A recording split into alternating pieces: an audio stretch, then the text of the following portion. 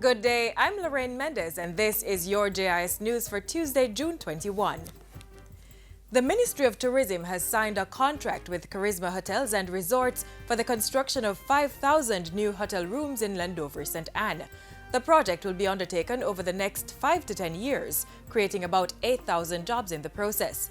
It will be the first major investment under the Shovel Ready initiative. This government program seeks to streamline and expedite investment in Jamaica's tourism industry by pre-packaging a number of investment offerings. Investment is going to be a critical pillar of driving the growth strategy of this ministry.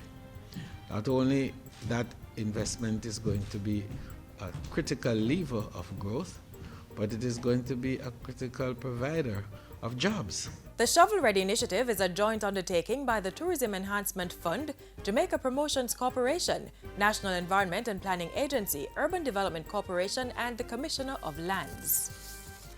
Over $218 million will be spent on the upgrading of 16 secondary schools for the 2016-2017 academic year. This is in addition to 10 schools which are being removed from the shift system as the Education Ministry undertakes major infrastructural upgrades.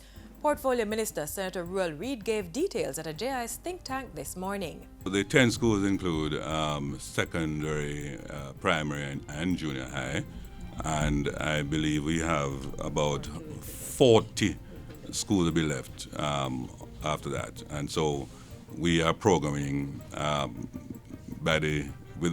think within the next 3 years, I think we could complete the removal of all the schools off the shift system. Other infrastructural upgrades will be for 24 early childhood and primary institutions at a cost of $38 million. The minister will provide more details on the planned upgrades in a press conference next week.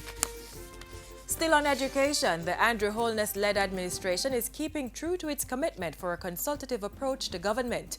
Education Minister Senator Ruel Reid announced recently that his opposition counterpart, Reverend Ronald Thwaites, will be co-chairing the committee for the revamped Values and Attitudes program in schools. Senator Reid said the program, when successfully implemented, would lead to a better Jamaica. Safety and security is a function of the values and attitudes in the society. Our actions are driven by values, and therefore, if we were to re-engineer in Jamaica a culture of respect, sanctity of life, culture of how we resolve our conflicts peaceably, then what a Jamaica we would have. Senator Reid was speaking at the recent Security and Ethics Conference in Kingston. And at the same conference, National Security Minister Robert Montague said government was strengthening its rehabilitation program to reduce crime and the possibility of prisoners reoffending. Minister Montague said a combination of programs was being implemented, which included literacy, preparation for external exams, conflict resolution, and farming. By the end of this month, those within the correctional service will be able to provide at least breakfast for 1 day per week at a start. We cannot have these working age persons sitting in prisons watching TV and getting fat at the expense of the taxpayers. They must be put to work. Government has committed to fast-tracking the transfer of mined-out bauxite lands to citizens. Transport and Mining Minister Mike Henry gave the assurance while on a recent tour of Jamalco.